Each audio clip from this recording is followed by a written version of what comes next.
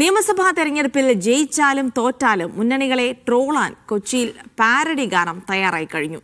സ്വർണ്ണക്കൊള്ളയും പ്രതിപക്ഷ നേതാവിന്റെ വനവാസവും പിണറായി വിജയന്റെ കടക്ക് പുറത്ത പരാമർശങ്ങളും നിറഞ്ഞ പാരഡി ഗാനത്തിന്റെ റെക്കോർഡിംഗ് കൊച്ചിയിൽ പുരോഗമിക്കുകയാണ്.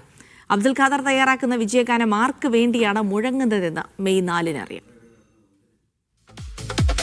കടക്ക് പുറത്ത് എന്ന് ഇടി വെട്ടി പറഞ്ഞോനെ പീരടിക്ക് പിടിച്ചിറക്കി. ജനമോ സഹികെട്ട് ഗതികെട്ട പിണറായി ഭരണത്തെ ഇക്കുറിയോ തീർപ്പാക്കി.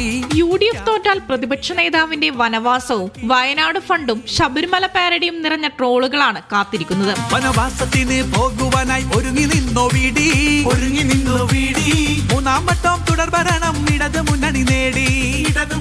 LDFനെ കാത്തിരിക്കുന്നത് പിണറായി വിജയന്റെ കടക്ക് പുറത്ത് പരാമർശവും സ്വർണ്ണക്കൊള്ളയും ഫ്ലെക്സ് പരസ്യങ്ങളും നിറഞ്ഞ ആക്ഷേപഹാസ്യ ഗാനങ്ങളാണ്. ശാസ്താവിന്റെ സ്വർണം കെട്ട് പുട്ടടിച്ചോരിവര് കത്രികയും പള്ളേലിടും ശസ്ത്രക്രിയ പതിവ്. നാട് മൊത്തം ഫ്ലെക്സ് വെച്ച് വീമ്പ് കാട്ടി.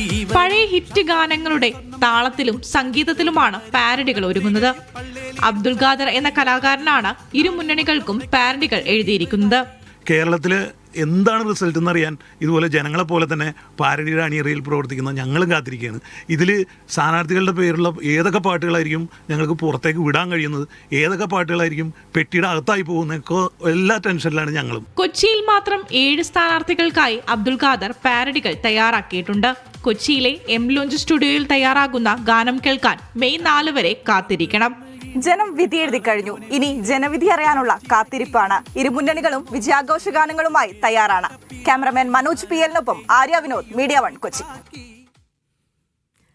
എന്തായാലും അടിപൊളി ഗാനങ്ങളൊക്കെ അവിടെ തയ്യാറാവുന്നുണ്ട്. അത് ആർക്കാണ് ഉപയോഗിക്കാൻ കഴിയുക എന്നുള്ളതാണ് ഇനി കാത്തിരിക്കേണ്ടത്. അപ്പോൾ നമ്മളും കാത്തിരിക്കുകയാണ് മെയ് 4-ലേക്ക്.